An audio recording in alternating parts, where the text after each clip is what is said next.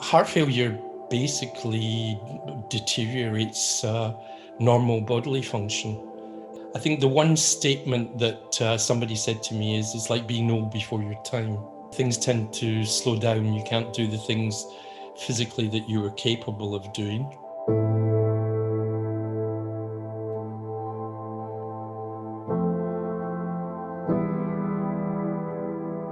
The Heart Failure Policy Network is an independent group of patient advocates, clinicians and policymakers from across Europe. We've been active since 2015, working to drive greater government recognition of heart failure. Our latest project, Heart Failure Policy and Practice in Europe, is arguably the most comprehensive assessment yet of government strategies in heart failure, as well as the realities of healthcare for the millions of people who live with this condition. Based on the literature and input from over 50 heart failure experts from across Europe, we identify 5 urgent actions that are needed in most, if not all, countries analysed in this study. So there's a need to increase awareness among the general public, among healthcare professionals, and among decision makers. Only then it's possible to start addressing the challenge. Heart failure is a very misunderstood and very little known disease, despite all of the advocacy work that has been done over the years.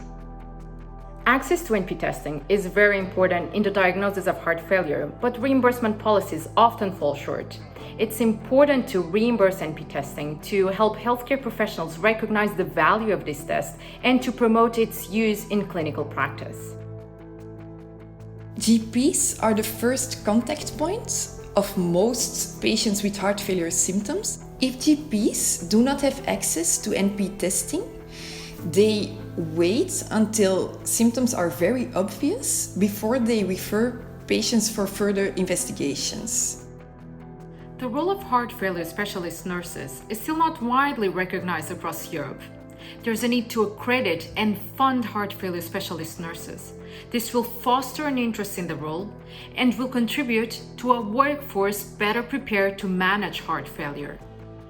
Heart failure nurses have a pivotal role, an important role to play in supporting not only healthcare providers, but also people with heart failure to self-manage their condition. I believe formal accreditation of heart failure specialist nurses adds value to the quality of care we provide. Overall, there is a significant gap in tools that allow healthcare professionals to communicate with each other, to have access to a patient file so that they can better manage heart failure and support people living with heart failure. So it's absolutely critical that there are tools that promote this communication and systems that support these level of integration of care.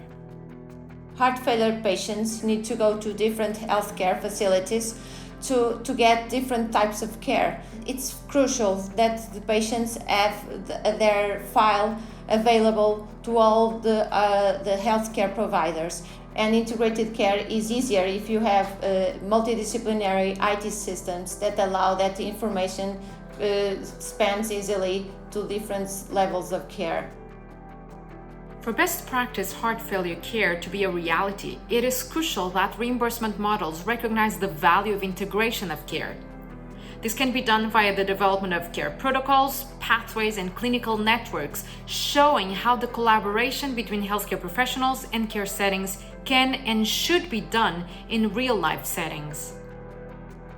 The critical point is that the patient needs a clear patient pathway organization, not only with the specialists, but also with GPs, nurses, the patient education, and the families. So the critical point is all the patients need to be engaged in a patient pathway organization. The healthcare systems are being stretched to their limits. Financially, it's a burden, and not every country is able to cope with it in the same way. We hope that this work helps drive change. We hope that it helps improve the lives for the millions of people living with heart failure across Europe.